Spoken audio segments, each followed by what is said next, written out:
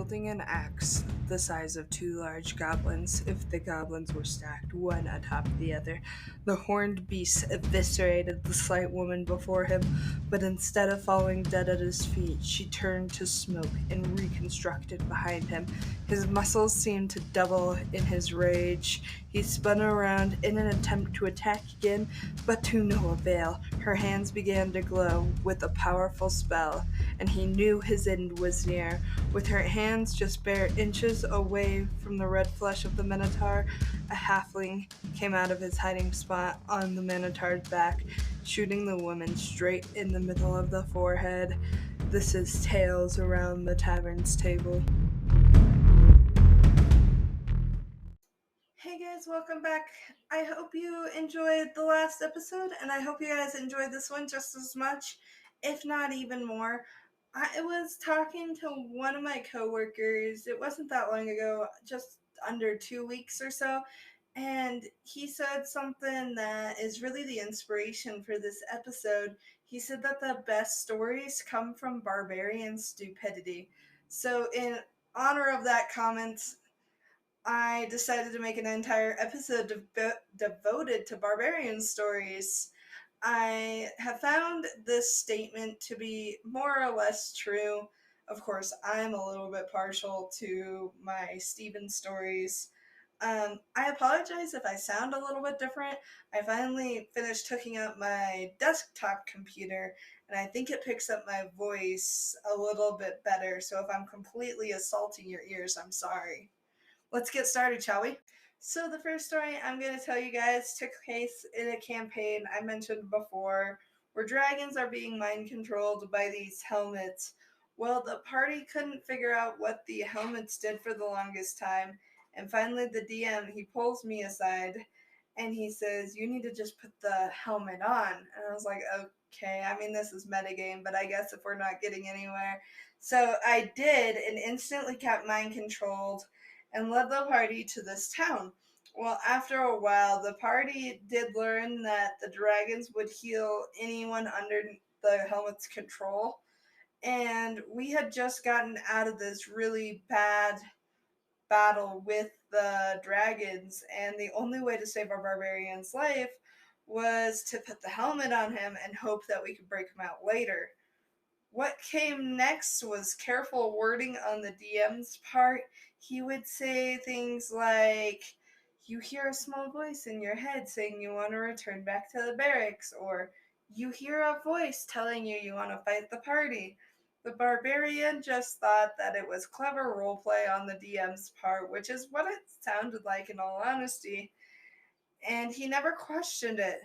He just assumed he had no other option. Until one day, we're all playing unconscious for some reason, and one of the monks goes shopping for disguises. The barbarian who was carrying me, pretending to be unconscious, he said, "Oh, I want to go shopping."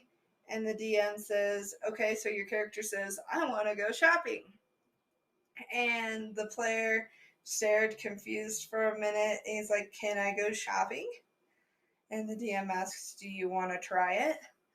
The barbarian just stops, and he's like, "But I can't, I'm mind controlled." And he's like, "Well, are you going to try to break out of the mind control to go shopping or not?" He's like, "Sure, I guess so." And the DM says, "All right, you go." And he's like, "Wait, I don't have to make a will save or anything?" And the DM said, "Nah, you weren't ever really under mind control."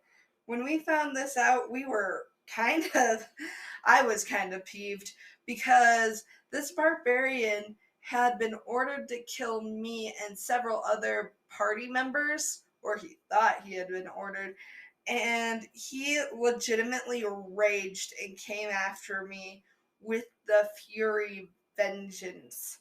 He almost one-shot me, actually, and I think that's actually why I was playing unconscious. But this went on for like 5 sessions. He wanted the character to discover for himself that his intelligence was too low for him to be mind controlled. So it was just a voice making suggestions instead of someone actually controlling him. For the longest time, the barbarian wouldn't take this helmet off. he was like, but I have a friend in my head this way. I have somebody who listens to me. And we were like, dude, we are trying to give it to this dragon to study how to defeat it. He's like, I don't care, you're not taking my friend. Eventually, we did give him a fake helmet, and he was a little bit sad because that one didn't have a little friend in it. But we all got through it. So, the second one, I'm going to be telling you about the time that this barbarian punched a hole in the wall and almost got us all killed. The same barbarian and the same party was stealthing through this castle. I don't remember exactly why or what was happening, but I remember we were very unsuccessfully stealthing through this castle, and the DM suddenly says, "You hear voices in the walls and scratching as though they'd like to come out of the walls."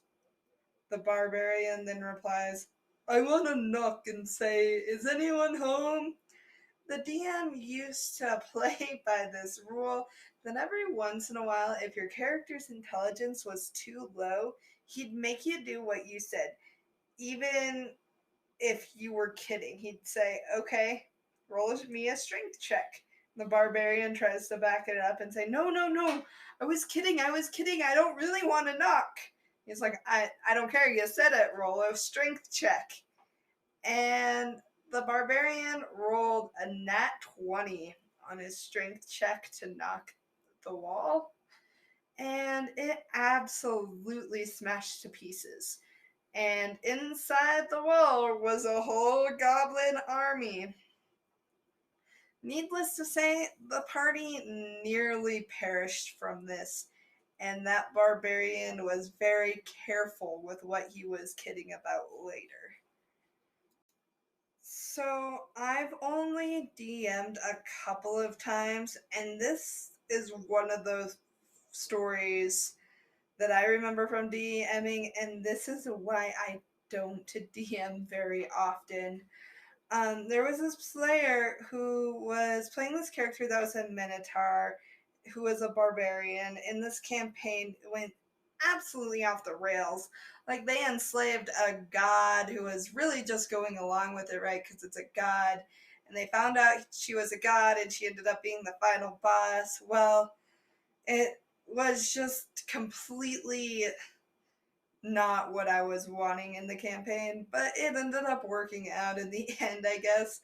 Well, this is where I learned the lesson: don't give your party too much cash. I initially planned on making them fund this army because it was like the Imperial versus the Rebellion, and they were going to rise up from the ashes and fund this army and basically be war generals in this army and fight the Imperial. Well, this guy comes up to me and he has this idea that he would make a saddle for his little halfling friend to shoot things off his back. And I said, yeah, sure, go ahead. If you can make it balanced and fair, you can do it. And they did. It wasn't too overpowerful. What was overpowerful was the mage I allowed to cast snowball. I don't know. He ended up snowballing things to death, and he explained to me how he did it, and it seemed to all line within the rules, but it was definitely overpowered. But he decided to take a liking to an NPC named Steven. Yes, it's the same Steven. No, I'm not that creative. He decided he was going to marry the little gnome, and I, for some reason, allowed this, and he absolutely defiled my creation. Well, we ended up taking a long break from this campaign because college and life and all that fun stuff that's not D&D. And when we ended up coming back, we initially thought that we were going to have 8 people that wanted to play in this campaign, which, if you don't D&D, is just an obscene amount of people to try to control at one time. There would always at least be 5 people on their phone, having their own conversations, not paying attention to combat. It just would not have been fun to try this. And so my boyfriend at the time said he would help me DM. We would split the party into two groups, and it was all fine and dandy until only 3 people showed up. And that plan quickly went out the window. The player playing this Minotaur decided he had grown bored of this, but he didn't want to change his backstory or overall character concept. Just got tired of playing the barbarian, right? And my boyfriend decided he was gonna help make this homebrew class for him. It was a devil. He ended up eating these devil hearts and rolling to turn into a devil himself, and ended up turning into this little imp. And we made it this whole class. If you guys ever want to try it, it was a lot of fun to do. But he had made these blood contracts, right? I think he got like 1 blood contract or 3 blood contracts every level of imp that he took. And the blood contracts were kind of like, you scratch your back, I scratch, or you scratch my back, I scratch yours, by saying, okay, well, at any point I can summon you, but here's a level 15 spell. I'm going to say this again, and I know I've said it before. Don't give low level parties plant travel. It might seem harmless, but it's not. There is always somebody who's going to find a way to abuse the spell plant travel. And I don't understand it. He didn't use plant travel necessarily, but he got some ridiculous spells from this class. This was by far the least balanced campaign I have ever seen in my history of ever playing D&D. All right, guys, that's all I have for you today. Thank you so much for listening. And if you have any great D&D stories, remember to email me at aroundthetavernstable@gmail.com. Check out my store on Etsy.com. It's called The Crafting Tabletop. And it has all sorts of D&D minis and dice, and I keep trying to load these t-shirts on, but somehow it keeps not working. But I post a new podcast every week, and I'm sorry I'm a day late on this one, but I try to post them on Wednesdays, so keep tuning in, and I'll keep you updated with more D&D stories. Thanks again for listening. Bye!